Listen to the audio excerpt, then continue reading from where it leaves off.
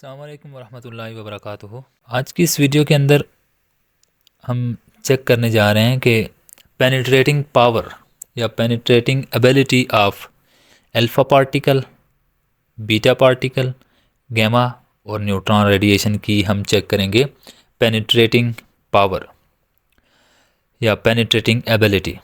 तो इस चीज़ को ऑब्ज़र्व करने से पहले हमें पता होना चाहिए कि पेनिट्रेटिंग का मतलब क्या है। पेनिट्रेट का मतलब होता है गुज़र जाना, पास कर जाना। पेनिट्रेटिंग एबिलिटी मतलब पास करने की सलाहियत या किसी भी मटेरियल से गुज़रने की सलाहियत को हम पेनिट्रेटिंग एबिलिटी कहते हैं।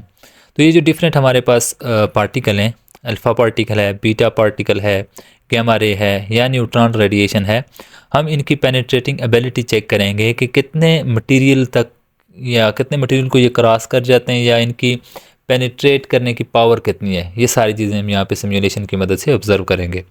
तो सबसे पहले अगर हम बात करें अल्फ़ा पार्टिकल की, अल्फ़ा पार्टिकल जिसका एटॉमिक नंबर 2 और मास नंबर 4 होता है, जो कि मास में as compare to beta, gamma and neutron, mass में ये इन सबसे ज़्यादा होता है।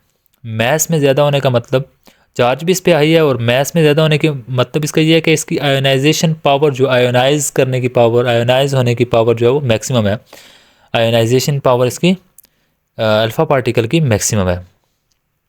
तो देखते हैं, सबसे पहले हमने यहाँ पे 4 सोर्स ले लिए। एक है जी, सबसे पहले पेपर है, एल्युमिनियम शीट है, उसके बाद लेड है, और उसके बाद हमारे पास हमने वाटर ले लिए। ये 4 सोर्स हमने एक डिफरेंट फासले पे हमने रखे हैं। और अब यहाँ से अल्फ़ा पार्टिकल को पहले पास करवाएंगे, देखेंगे क्या वो पेपर को पास करके एल्युमिनियम तक पहुँचेगा या एल्युमिनियम को पास करके लेड तक पहुँचेगा। ये सारी चीज़ें यहाँ पे ऑब्जर्व करेंगे। सबसे पहले हम स्टार्ट करते हैं जी अल्फ़ा पार्टिकल से। तो ये देखें, ये अल्फ़ा पार्टिकल आया, पेपर के अंदर ही एब्जॉर्ब हो गया, इससे आगे वो नहीं जा सका। वजह क्या थी? इसका मास ज़्यादा है।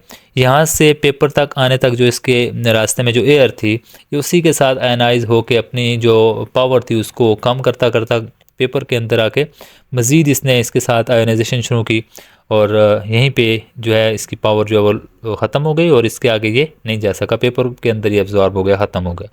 ठीक है, तो अल्फ़ा पार्टिकल की जो पेनिट्रेटिंग पावर हुई वो तो अभी तक सबसे कम है। इसके बाद हम चेक करते हैं जी बीटा पार्टिकल, जो कि अल्फ़ा पार्टिकल से मास में थोड़ा सा कम है, मास में कम है ये, और इसकी पेनिट्रेटिंग पावर देखते हैं। अल्फ़ा को हम छोड़ते हैं। अब देखें, यहाँ पे बीटा पार्टिकल जब आया वो पेपर को क्रॉस कर गया और लेड के अंदर एब्जॉर्ब हो गया, सॉरी एल्युमिनियम के अंदर एब्जॉर्ब हो गया।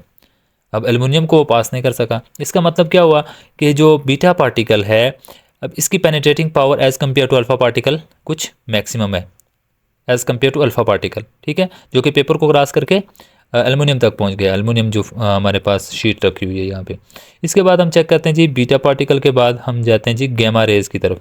गैमा रे, अब चूँकि ये तो मास में बिल्कुल ही कम है, 0 इसका एटॉमिक नंबर, मास नंबर भी 0, इन मीन नो चार्ज इसके ऊपर होता है गैमा रेज़ के अंदर, और हाई एंड स्पीड होती है, स्पीड इसकी बहुत फास्ट होती है। तो अब इसको चेक करते हैं, ऑब्जर्व करते हैं इसकी पेनिट्रेटिंग पावर को। तो यहाँ पे आप ऑब्जर्व करें, गैमा रेज़ पेपर को क्रॉस करने के बाद, एल्युमिनियम फॉयल को क्रॉस करने के बाद ये कहाँ तक पहुँचाई? लेड तक पहुँचाई। इसका मतलब क्या हुआ कि गामा रे जो हैं इनकी penetrating power as compare to alpha particle and beta particle maximum है, और आयोनाइजिंग पावर इसकी कम है। ये भी आप ध्यान में रखें, आयोनाइजिंग पावर सबसे ज़्यादा किसकी है?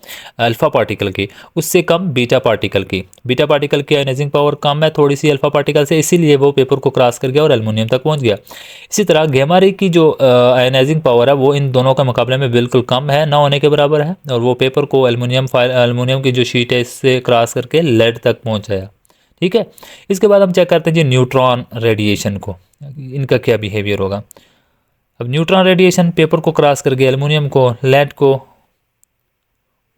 भी, ये न्यूट्रॉन रेडिएशन जो है ये देखें आप, लेड को भी क्रॉस करके और कहाँ तक पहुँचाए? वाटर के अंदर आके ये एब्जॉर्ब हो गई। तो यहाँ से हमें पता चला कि सबसे इन 4 पार्टिकल के अंदर अगर हम देखें तो हमारे पास न्यूट्रॉन रेडिएशन की पेनिट्रेशन पावर है, जो पेनिट्रेटिंग पावर है वो इन सब से हाई है, और आयनाइजिंग पावर ना होने के बराबर। बिल्कुल समझिए, यहाँ पे आयनाइजिंग पावर जो है वो न्यूट्रॉन की नहीं है, और पेनिट्रेटिंग पावर इन सब से मैक्सिमम है। और आयनाइजिंग पावर सबसे ज़्यादा अल्फ़ा पार्टिकल की, पेनिट्रेटिंग पावर सबसे कम अल्फ़ा पार्टिकल की, ये ध्यान में रखना। आई होप कि ये कंसेप्ट जो है आपको सिमुलेशन की मदद से बिल्कुल क्लियर हो गया होगा। अगर मज़ीद आपने ऐसी वीडियो देखनी है तो हमारे चैनल को सब्सक्राइब करें और बेल के आइकन को ज़रूर प्रेस करें ताकि इस तरह के जो है सिमुलेशन बेस्ड वीडियो आपके पास टाइमली पहुंच सके।